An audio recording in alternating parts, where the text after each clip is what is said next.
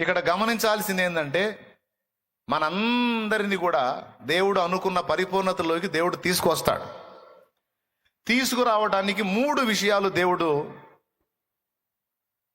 పరిగణలోకి తీసుకొని నడిపిస్తూ ఉంటాడు. 3 విషయాలు.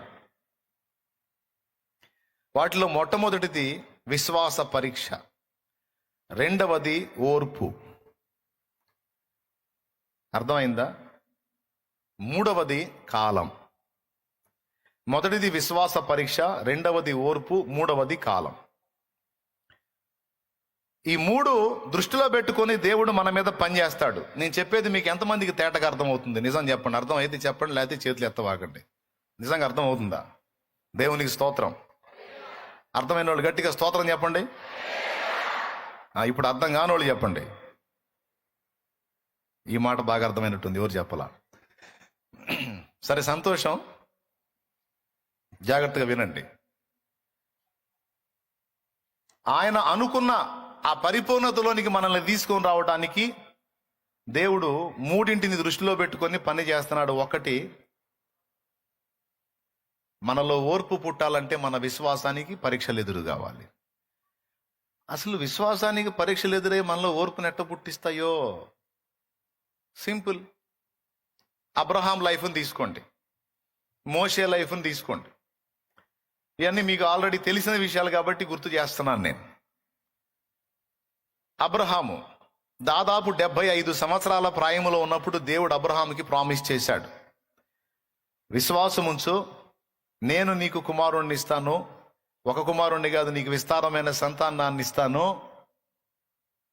నీ సంతానము వలన భూలోకములోని సమస్త వంశములు ఆశీర్వదించబడతాయని దేవుడు మాట్లాడాడు. బాగుంది. ఎంత వయసులో మాట్లాడాడయా? 75 ఏళ్ల ప్రాయం. ఆయన భార్య శారాకి 65, ఆయనకి 75. ఇలా మాట్లాడిన దేవుడు మరుసటి సంవత్సరమో, ఆ మరుసటి సంవత్సరమో, ఆ 3వ సంవత్సరమో, ఆ 4వ సంవత్సరమో ఇవ్వలా. సంతానాన్ని ఇచ్చేటప్పటికి 25 సంవత్సరాల కాలం పట్టింది. ఎన్ని సంవత్సరాల కాలం పట్టింది అంటే, ఇప్పుడు అబ్రహాం విశ్వాసం ఎంత పరీక్షకు గురైంది, ఎన్ని సంవత్సరాలు పరీక్షకు గురైందంటే 25 ఏళ్ళు.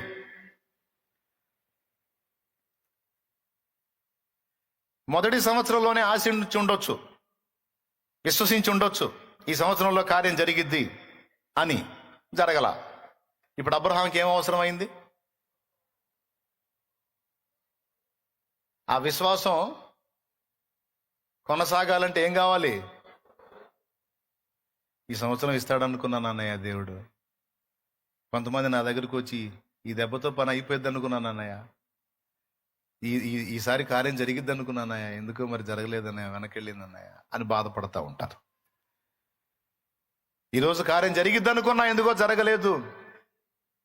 ఈరోజు అయిపోయింది, ఈ నెలలో కార్యం అయిపోయింది అనుకున్నా, కానీ వాయిదా పడింది, అయ్యో అని చెప్పి బాధపడతా ఉంటారు. సరే, ఎవరెవరు దేని గురించి ఆశించి బ్రేక్ అయిపోయి వాయిదాలు పడి బాధపడతా ఉన్నారో నాకైతే తెలియదు. అబ్రహాం సంగతి చెబుతున్నాను, ఇది నీకు ఆపాదించుకో నువ్వు కూడా. ఈ సంవత్సరం బిడ్డని ఇస్తాడు అంటే ఇవ్వలా, ఓర్పుతో ఎదురు చూడాల్సి వచ్చింది. నెక్స్ట్ ఇయర్ ఈసారి ఖచ్చితంగా ఇస్తాడు, ఎందుకంటే దేవుడే నాతో మాట్లాడాడు. ఆ నెక్స్ట్ ఇయర్ కూడా ఇలా. మళ్ళీ ఇప్పుడు ఏం కావాల్సి వచ్చింది? మళ్ళా విశ్వాసాన్ని కొనసాగించాలంటే ఇప్పుడు ఓర్పు కావాల్సి వచ్చింది అబ్రహాంకి. ఇప్పుడు విశ్వాసానికి ఎదురయ్యే ఈ పరీక్ష సంవత్సరం సంవత్సరం సంవత్సరం సంవత్సరం అబ్రహాంలో దేన్ని డెవలప్ చేసినదో తెలుసా? పెద్దగా చెప్పాలి.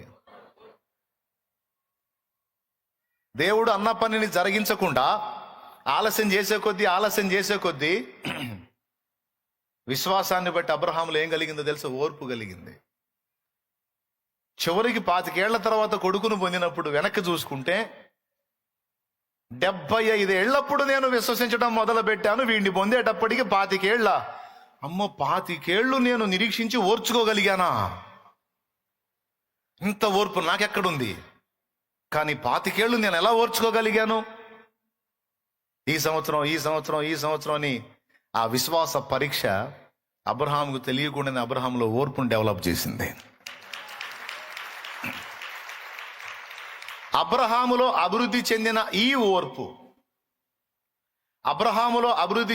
ఈ ఓర్పు ఎలాంటి సాహసాలకు పూనుకుందో తెలుసా? హాగరుని ఇష్మాయేలుని అరణ్యములో ఎడారిలో వదిలిపెట్టు అంటే ఎంత ఓర్పు కావాలండి? వాళ్ళని వదలాలంటే, వాళ్ళని వదిలి ఉండాలంటే ఎంత ఓర్పు కావాలి? నువ్వు ఉండగలవా? నీ బిడ్డకి, నీ ప్రియమైన బిడ్డకి ఇంత జ్వరం వస్తేనే తట్టుకోలేవు నువ్వు. కళ్ళు తిరిగి పడిపోతే హాస్పిటల్లో స్టాఫ్ మొత్తాన్ని కొడతావు నువ్వు. వాళ్ళు చూడటం కొంచెం ఆలస్యమైతే గందరగోళం చేస్తావు. ఎందుకు? బిడ్డకేమన్నా అయిద్దేమో అని. అలాంటిది ఆ బిడ్డ ఇష్మాయేలుని హాగర్ని ఇద్దరిని కూడా అలా వదిలిపెట్టి రమ్మని చెబితే అలాగ తీసుకెళ్ళి వదిలిపెట్టి వచ్చాడు. అబ్రహాంలో ఓర్పు డెవలప్ అయిందా లేదా? విశ్వాస పరీక్ష ద్వారా అబ్రహాముకు తెలియకుండానే ఓర్పు పాళ్ళు పెరిగినాయి. ఈరోజు మనం ఎదుర్కొంటున్న ప్రతికూల పరిస్థితుల వలన ఒకప్పుడు మనలో లేని ఓర్పు ఇప్పుడు చాలా డెవలప్ అయింది మనకి. దేవునికి స్తోత్రం కలుగును గాక. అది ఎవరికి వాళ్ళకి అర్థమైద్ది. అన్నా ఒకప్పుడు నేను ఎట్లేనన్నా, నేను నిజం చెబుతున్నా కదా, ఫుల్ టెంపర్ అన్నా నేను. అస్సలు ఇంత సంయమనం, ఇంత ఓర్పు, ఇంత సహనం, ఇంత సాధుత్వం పొర్రపాటును కూడా మనకు లేవు. మరి ఏం జరిగిందో అర్థం కాలేదన్నా. ఈ కొన్ని సంవత్సరాల్లో నాలో గణనీయమైన మార్పు వచ్చింది అని ఎంతమంది ఒప్పుకుంటారు? ఒకప్పుడు నాలో లేని ఈ ఓర్పు సహనాలు అనేవి ఈరోజు కొంతమేర డెవలప్ అయినాయి. ఇప్పుడు నన్ను నేను చూసుకుంటుంటే నేనేనా అని నాకు అనిపిస్తుంది అన్నోళ్ళు చేతులు ఎత్తండి. రైట్? ఇది ఆశ్చర్యమే మీకు. కానీ మీలో వచ్చింది ఆ తత్వం. ఎలా వచ్చింది? ఇలా రావటం కోసం నువ్వేమన్నా సాధన చేసావా? నాకు ఓర్పు కావాలి, నాకు ఓర్పు కావాలి, నాకు ఓర్పు కావాలి, నాకు ఓర్పు కావాలి అనుకుంటే ఏమైనా సాధన చేసావు? రోజు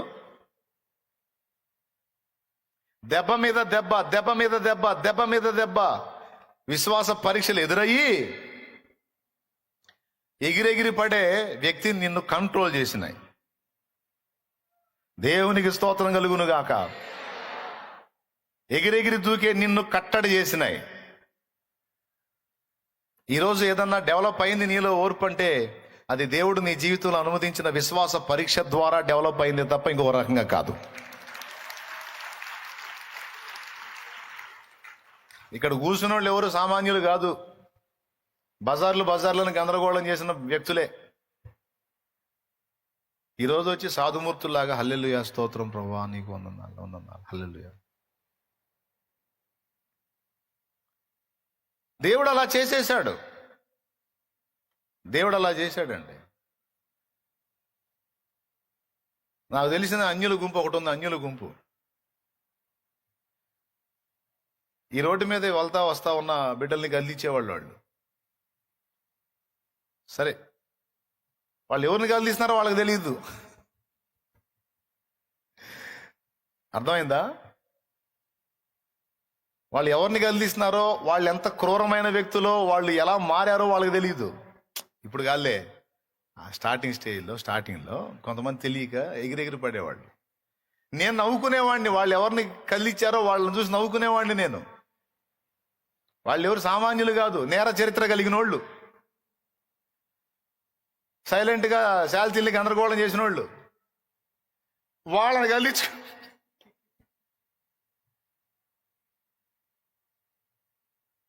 నేనెవరే వాళ్ళలో పాతోడు మేలుకుంటే గందరగోళం అయిపోతారా మీరు అనుకునేవాడు, నవ్వుకునేవాడిని. చర్చికి వచ్చినోడు అలా సాధుమూర్తి అనుకోవద్దు. చర్చికి వచ్చినోడు బైబిల్ తీసుకొని వస్తున్నాడు అంటే వాడికి ఏం మాట్లాడి అనుకోవద్దు. వాడు భయంకరుడై ఉంటాడు. గతంలో వాడు భయంకరుడై ఉంటాడు. యేసు ప్రభు వాడిని అలా మార్చాడు. దేవునికి స్తోత్రం కలుగును గాక. చాలా మందికి యేసు ప్రభు నమ్ముకున్నారు, చర్చికి బైబిల్ తీసుకొని పోతున్నారంటే తేలిగ్గా చూస్తారు. వాళ్ళల్లో పాతోడు పునరుద్ధానం చెందాడంటే ఇటు చేస్తాడు.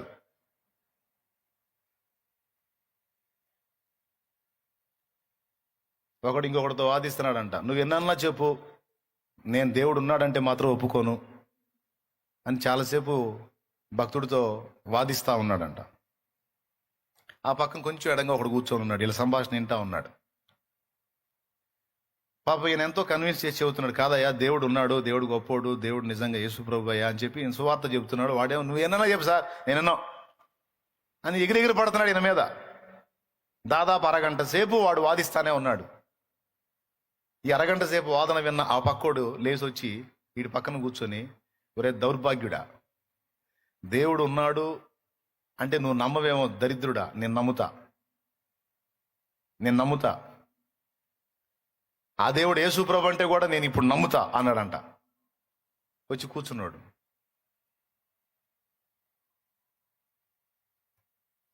పాపం ఈయన లేచి వెళ్ళాడు. చెప్పి ఈయన లేచి వెళ్ళాడు. వెళ్ళిన తర్వాత వాడు చెప్తున్నాడు, నేను నమ్ముతారా దరిద్రుడా, ఎందుకు తెలుసా? నీ పక్కన కూర్చొని ఇప్పటిదాకా చెప్పినోడు ఎవరో తెలుసా? భయంకరుడు రా నాయన.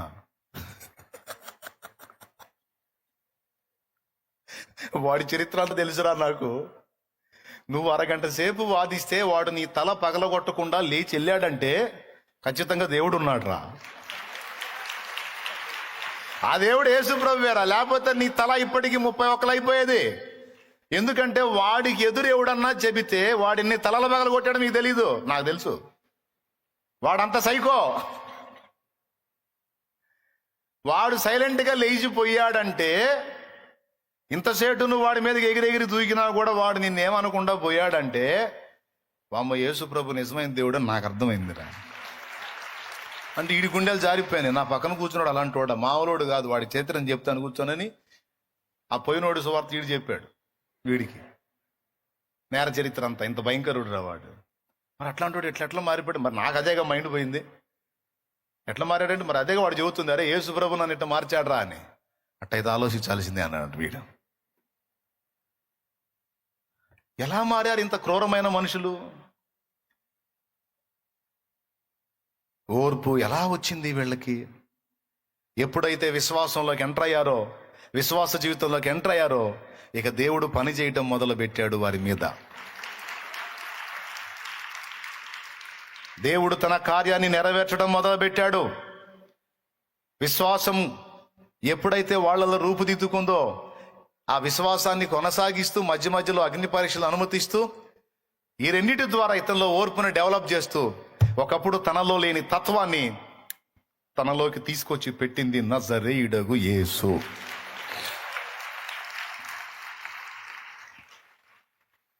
మోషే ఎంత టెంపరో మీకు తెలుసా? కళ్ళ ముందు అన్యాయం జరుగుతుంటే ఇక మళ్ళీ మాట పలుకుండదు, నిలువున చంపేయటమే. కొట్టి చంపేశాడు. ఇశ్రాయేలీయుడికి అన్యాయం చేస్తున్న ఐగుప్తు సైనికుడిని చూసి కొట్టి చంపి ఇసుకలో పూడ్చిపెట్టాడు. అంత టెంపర్ ఆయన. మళ్ళీ దెబ్బ కొట్టి వదిలేయటం కాదు, ఏకంగా చంపేయటమే. అలాంటోడు. ఈ టెంపర్ని మిద్యాన్ తీసుకెళ్ళి 40 సంవత్సరాలు గొర్రెలు కాసేటట్టు చేసి, అంతకుముందు మోషేలో లేని ఆ ఓర్పుని దేవుడు పుట్టించాడండి. పుట్టించాడు. 40 ఏళ్ల ట్రైనింగ్కి ఓర్పు మోషేలో పుట్టింది. 40 ఏళ్ల ట్రైనింగ్ తర్వాత అది ఎన్నాళ్ళు పనిచేసిందో తెలుసా? 40 ఏళ్ళు పనిచేసింది. 40 ఏళ్ళు దాటిన తర్వాత మళ్ళా పాతోడు మేలుకున్నాడు మోషేలో. పాతోడు మేలుకోగానే ఇంకా దేవుడు ఆపేశాడు. ఇంకా నువ్వు చాలు, నువ్వు ఆగు, యెహోషువ వస్తాడు లైన్లోకి అన్నాడు. దేవునికి స్తోత్రం. 40 ఏళ్ల వయసులో మంచి టెంపరు. ఆ టెంపర్ని విర్రగొట్టి విశ్వాస పరీక్షను అనుమతించి 40 ఏళ్ళు నిరీక్షించేటట్టు చేసి 40 ఏళ్లలో ఓర్పును డెవలప్ చేశాడు. ఈ 40 ఏళ్ల ట్రైనింగ్లో పొందిన ఓర్పు 40 ఏళ్ళు ఇశ్రాయేలు నడిపించడానికి ఉపయోగపడింది. 40 ఏళ్ళు అయిపోయేసరికి టెంపర్ మళ్ళా స్టార్ట్ అయింది. ఎప్పుడైతే మళ్ళా టెంపర్ స్టార్ట్ అయింది, ఇంకా ఆగిపోను అని ఆపేశాడు.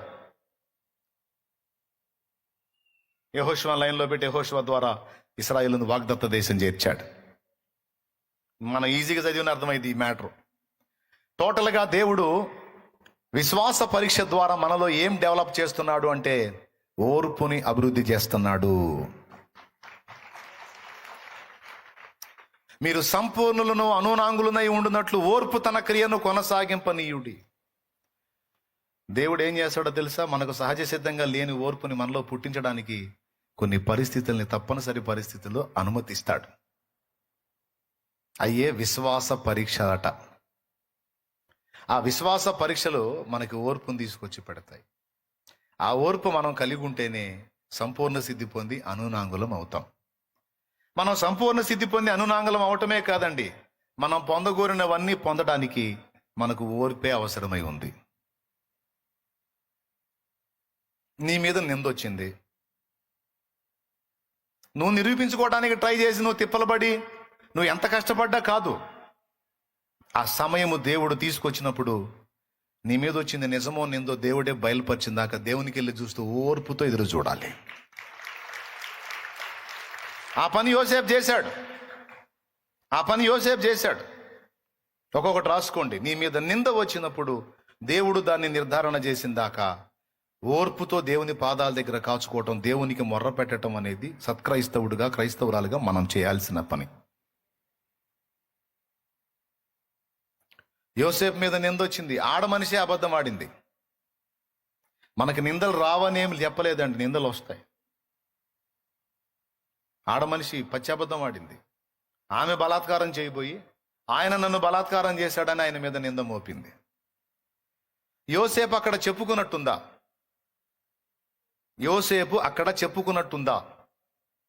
పని వాళ్ళకు కానీ పోతీఫెరోకు కానీ చెప్పుకున్నాడా? అయ్యా నేను ఎరగనయ్యా, అమ్మగారు నా మీద అబద్ధం ఆడుతుందయ్యా, నేను అలాంటి వాడిని కాదయ్యా, ఆమె నన్ను బలవంతం చేయబోయిందయ్యా, అయ్యా నేను ఎరగనయ్యా అని ఏమన్నా చెప్పుకున్నట్టుందా? చెప్పలా. ఎందుకో తెలుసా? చెప్పినా అక్కడి జనం నమ్మరని యోసేపుకు తెలుసు. ఎందుకంటే అబద్ధం ఆడింది ఆడ మనిషి. అబద్ధం ఆడింది ఎవరు? ఆడ మనిషి. చట్టమైనా సరే ఆడ మనిషి అబద్ధం ఆడిందంటే ముందు చట్టమైనా స్పందించింది, సమాజమైనా స్పందించింది. ఎందుకంటే ఆడ మనిషి విషయంలో సమాజానికి అలాంటి సింపతి ఉంది. కాబట్టి యోసేపుకు తెలుసు, ఇప్పుడు నేను నిరూపించుకోవడానికి ట్రై చేస్తే దెబ్బతింటాను. ఎందుకంటే చేసిందంతా చేసి మళ్ళీ ఎరగనని బొంకుతున్నావరా అబద్ధీ కూడా, ఇంకా 4 దెబ్బలు పడే అవకాశం ఉంది నా మీద. కాబట్టి ఇప్పుడు నేను మౌనం వహించడం తప్ప, నా సృష్టికర్తకు అప్పచెప్పుకోవడం తప్ప, నా తండ్రి అయిన యాకోబు దేవునికి, నా పితరుడైన ఇస్సాకు అబ్రహాముల దేవునికి అప్పచెప్పుకోవడం తప్ప ఇప్పుడు నేను చేయగలిగింది ఏమీ లేదు. సమయం వచ్చినప్పుడు నా దేవుడే నిజ నిర్ధారణ జరిగిస్తాడు. అయ్యా నేను ఎరగనంటే నన్ను కనికరించేవాడెవడు? నా మాట నమ్మేవాడెవడు? కనికరించేవాడు నమ్మేవాడు లేనప్పుడు నేను మొత్తుకొని ప్రయోజనం ఏముంది? మౌనం అయిపోయాడు, అప్పజెప్పుకున్నాడు నిందకి. చివరికి ఏం జరిగిందో మీకు తెలుసు. నాకు తెలిసి యోసేపుని ఆ సమాజం తిట్టుంటది, ఆ తోటి బానిసలు తిట్టుంటారు, పోతీఫెరో తిట్టుంటాడు, పోతీఫెరో భార్య చెలికత్తెలు తిట్టుంటారు. దుర్మార్గుడు, వంచకుడు, తిన్నింటి వాసాలు లెక్కబెట్టేవాడు, అన్నం పెట్టిన చేతిని పట్టుకున్నాడు, నీచుడు, నికృష్టుడని ఎంతమంది ఎన్ని రకాలుగా ఆడిపోసుకున్నారో యోసేపుని. కానీ ఎరగడు. పాపం పర్సనల్గా ఎంత ఏడ్చుకొని ఉంటాడో ఆయన. ఏంది దేవా నాకు ఈ కష్టాలు, ఏంది దేవా నాకు ఈ బాధలు, ఏంటి దేవా నాకు ఈ అల్లరి, కన్న తండ్రికి దూరం అయిపోయాను, బానిసగా అమ్మబడ్డాను, ఇక్కడ కొంచెం స్వాంతన పొందానంటే మళ్ళా నాకు పిడుగుపాటులాగా ఈ దారుణం ఏంది తండ్రి, మళ్ళా నేను జైలు పాలవటం ఏంటి తండ్రి, ఎరగని దానికి నేను వచ్చి ఇక్కడ పట్టం ఏంటి తండ్రి, నా పరిస్థితి ఏంటి తండ్రి? ఎంత ఏడ్చుకొని ఉంటాడో పర్సనల్గా ఆయన. పోనీ నేను ఏదన్నా చేశానా? చేసిన తప్పులకి శిక్షగా ఏమన్నా పంపించావా? నేనేం చేసినట్టు కూడా నాకేం గుర్తులేదు. మరి ఎందుకు వచ్చింది నాకు ఇలాంటి పరిస్థితి? కానీ ఏదైనా నీకు తెలియకుండా అయితే ఇది రాదుగా. నేనైతే ఓపికతో నీ వైపే చూస్తాను, ఓర్పుతో నా పక్షంగా నువ్వు కదిలేంత వరకు నేను నీకెళ్ళే చూస్తానయ్యా అని ఏడ్చుకుంటూ దేవునికి వెళ్ళచ్చు. ఇంకెవరు చెప్పుకుంటాడు పాపం. కొంతమంది మనుషుల పరిస్థితి అలా ఉంటుంది, ఎవరికి చెప్పుకునే మార్గం కూడా ఉండదు. కొంతమంది ఆడపిల్లల పరిస్థితి అంతే ఉంటుంది, వాళ్ళ ఘోష అరణ్య ఘోష, కనీసం చెప్తే వినేవాళ్ళు కూడా ఉండరు. అసహించుకుంటారు, ఏసడించుకుంటారు, తృణీకరించి వెళ్ళిపోతూ ఉంటారు. కొంతమంది ఎలా ఏడుస్తారు తెలుసా? బాధను బట్టి ఏడరు. ఈ బాధ చెప్పుకునే దిక్కు లేదే అని ఏడ్చేవాళ్ళు ఉన్నారు. నీకు ఒక ఆలోచన చెప్తాను, మనుషులకు దయగలగదు, మనుషులకు కనికరం కలగదు. కాస్త కూస్తో దయగలిగి కనికరం కలిగి ఒక పూట విన్నా మరో పూట ఏసడించుకుంటారు తప్ప నేను అర్థం చేసుకోలేరు. కానీ నిన్ను అర్థం చేసుకొని నీకు న్యాయం తీర్చేవాడు నా ప్రభు. నీ పరిస్థితిని నువ్వు మోకాళ్ళు నీ కన్నీరు విడిచి ఆయనకి చెప్పొచ్చు. నువ్వు దేవా నేను ఎరుగుదనా, నాకు తెలుసా, దేవా నేను చేశానా అన్యాయంగా నా మీద ఇలాగా, ఈ విషయమే కాదు ఏదైనా ఏదైనా నువ్వు ఆయన ముందు కూర్చోవచ్చు, ఆయన వైపు కళ్ళు తెరవచ్చు, కన్నీళ్లతో ఆయనకి విషయం చెప్పొచ్చు. 10 మంది దగ్గరికి 10 సార్లు వెళ్ళి నీ సమస్య 10 సార్లు వాళ్ళకి చెప్పుకునే కంటే, 10 మంది దగ్గరికి వెళ్ళి 10 మందికి 10 సార్లు నీ సమస్య చెప్పుకునే కంటే, ఆ 10 సార్లు దేవుని దగ్గరికి వెళ్ళు.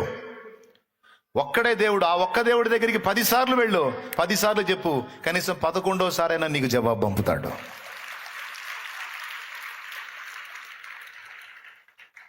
పది మందికి నువ్వు చెప్పినప్పుడు 10 మంది నలుగురిలో నిన్ను ఆరడిపరుస్తారు, నవ్వుల పాలు చేస్తారు, ఎవ్వరూ కనికరించరు.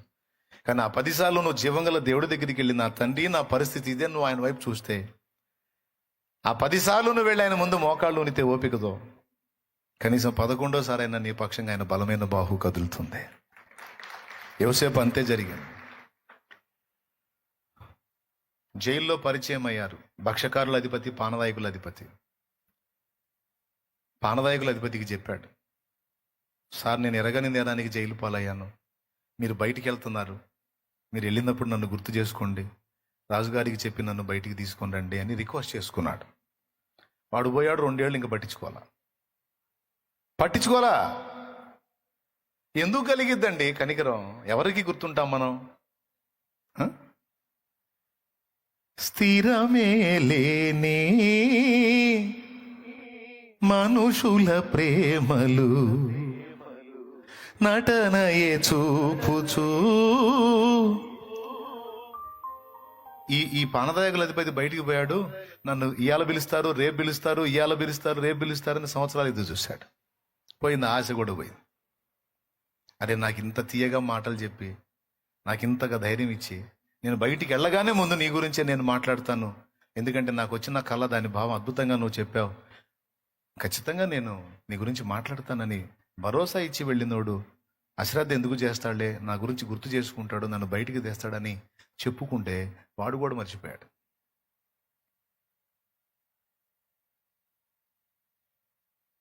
ఏమండి? ఇక మళ్ళా ఇప్పుడు ఎడు చూడాల్సి వచ్చింది, మళ్ళా ఆయనకి వెళ్ళి చూడాల్సి వచ్చింది. మళ్ళా దేవుడా, ఆ ఆశ కూడా పోయిందయ్యా.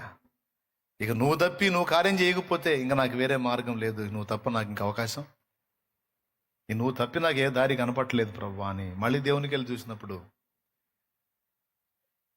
అప్పుడు దేవుడు కదిలాడు యోసేపు పక్షంగా. ఎక్కడ కదిలాడు? రాజు దగ్గర కదిలాడు. రాజుకు ఒక కళ పుట్టించి, ఒక కళని 2 సార్లు 3 సార్లు రెట్టించి వచ్చేటట్టు చేసి, రాజుగారి మైండ్లో దాన్ని ఆలోచించేటట్టు చేసి, దాని భావాన్ని గురించి అతడు వెతుకునేటట్టు చేసి, దానికి సరైన భావం చెప్పగలిగిన వాడు యోసేపే అని అప్పుడు ఈ పానదాయకుల అధిపతికి దేవుడు గుర్తు చేస్తే యోసేపు బయటకు వచ్చాడు. ఎవరు పూనుకుంటే, ఏ బాహు కదిలితే, ఏ హస్తము కార్యం చేస్తే, ఎవరు మాట్లాడితే, ఎవరు దర్శిస్తే, అదిగో ఆయన నా దేవుడు, ఆయన నా దేవుడు, ఆయన నా దేవుడు, ఆయన నా దేవుడు, ఆయన కదలాలి, ఆయన కార్యం చేయాలి, ఆయన చాపాలి నీ పక్షంగా బాహు. తప్పించి ఏ నరునికి దయగలగదమ్మా, ఏ నరునికి దయగలగదు నాన్న. ఆయనకి కలగాలని మీద. మరి ఆయన కదలాలంటే ఆయన సన్నిధిలో ఓపికతో కాచుకోవాలి. తొందరపడకూడదు, తొందరపాటు నిర్ణయాలు చేయకూడదు. ఆయన నీ పక్షంగా కదిలి నీకు సహాయం చేసేంత వరకు ఓపికతో ఆయన దగ్గర కాచుకోవటం అనేది ఎంత మంచి అలవాటు. ఏ విషయంలోనైనా ఇదే వర్తిస్తుంది. కష్టపడ్డావు, నీకు భౌతికంగా చెప్తున్నాను, ఆత్మీయంగా కూడా చెప్తున్నాను, 2 చెప్తాను. కష్టపడ్డావు, జాబ్ రాలా, డోంట్ వరీ, ఓపికతో ఆయన పాదాల దగ్గర కాచుకో. ఓపికతో ఆయన పాదాల దగ్గర కాచుకో. ఓర్పుతో ఆయన పాదాల దగ్గర మొర్రపెట్టు. నేను కష్టపడ్డాను, ఆఫీస్ తిరుగుతున్నాను, ఎవరికి దయ పుట్టింది దేవా? ఎవరికి దయ పుట్టింది? నా పక్షంగా నువ్వు కదిలితేనే ఎవరికైనా దయ పుట్టేది. ముందు నువ్వు దయదలుచు నాయనాన్ని దేవుని పాదాల దగ్గర ఓపికతో నువ్వు కాచుకో. నీతో పాటు ఉన్న వాళ్ళకి ఉద్యోగాలు వస్తుండొచ్చు, వాళ్ళు చేస్తుండొచ్చు, నీకు ఇంకా రాకపోయి ఉండొచ్చు, డోంట్ వరీ. నువ్వు దేవుని సన్నిధిలో ఓపికతో కాచుకో. ఆయన ఏం చెప్పాను, ఇందాక చెప్పాను, కాలమును బట్టి కూడా పనిచేస్తాడని చెప్పాను. నీకు నిర్ణయించిన కాలం వచ్చిన దాకా నువ్వు దేవుని వైపు ఎదురు చూస్తూ ఉండవు. నిర్ణయ కాలం వస్తుంది, నీకు నిర్ణయించిన కాలం కూడా వస్తుంది. నీ ఉద్యోగానికి వస్తుంది, వివాహానికి వస్తుంది, సంతానానికి వస్తుంది, నీ పిల్లల భవిష్యత్తుకు వస్తుంది. ఆ కార్యము ఆయన జరిగించిన దాకా, ఆ సమయం ఆయన తెప్పించిన దాకా నువ్వు నేను చేయాల్సిన పని ఏంటో తెలుసా? తొందరపడి అడుగులు వేయకూడదు. దేవునికి ఏదైనా హెల్ప్ చేద్దామని ట్రై చేయకూడదు. దేవుడు కదిలేంత వరకు ఓపికతో ఆయన సన్నిధిని కాచుకొని ఆయనకు మొర్ర పెట్టటమే మన పని. ఆయనకి మొర్ర పెట్టడమే మన పని. ఇక ఆయన బాహు కదిలినప్పుడు, ఇక ఆయన పని చేయాలనుకున్నప్పుడు టపా టపా టపా టపా అన్నీ అయ్యే ముందుకు వస్తాయి. మైండ్ పోయిద్ది నీకు. అప్పటిదాకా బిగబట్టి బిగబట్టి బిగబట్టి ఉన్నవన్నీ ఒక్కసారిగా టపా టపా టపా మొత్తం అందుబాటులోకి వస్తే లైన్ అయిపోయింది. కానీ అంత ఓర్పు ఏడుందేడా? తపన ఎక్కువయా, దడ ఎక్కువయా. కానీ మీరు దేవుని పిల్లలు, దేవుడు మిమ్మల్ని ప్రేమిస్తున్నాడు, దేవుడు మిమ్మల్ని ప్రేమిస్తున్నాడు, దేవుడు నన్ను ప్రేమిస్తున్నాడు. ఈ లైవ్లో వీక్షిస్తున్న వాళ్ళని దేవుడు ప్రేమిస్తున్నాడు. అందుకే ఆయన ముఖాముఖి మాట్లాడుతూ ఉన్నాడు. కొద్దిగా ఓపిక పట్టు, కొంచెం ఓర్చుకో, కొద్దిగా సమయంలో పాటించు. నేను నిర్ణయించిన సమయం ఒకటి ఉంది, ఆ సమయంలో నా కార్యం తప్పకుండా నువ్వు చూస్తావని దేవుడు మాట్లాడుతున్నాడు. నువ్వు బెంబేలెత్తిపోవాకు, కంగారు పడవాకు, కుమిలిపోవాకు, కురింగిపోవాకు, తిండి తిప్పలు మానేవాకు. నువ్వు బాధపడితే నేను తట్టుకోలేను. నువ్వు అన్నాహారాలు మానేస్తే నేను తట్టుకోలేను. నువ్వు నిద్రలేమితో ఉంటే నేను తట్టుకోలేను. నువ్వు నా యందు విశ్వాసం ఉంచిన దానివైతే, నువ్వు నా యందు విశ్వాసం ఉంచిన వాడవైతే నా వైపు చూసి ధైర్యం తెచ్చుకొని ఓపికతో నాకెళ్ళి చూడు. నేను కార్యం త్వరపెట్టబోతున్నాను, నా కార్యం జరిగింది నువ్వు చూస్తావని నా దేవుడు మాట్లాడుతున్నాడు.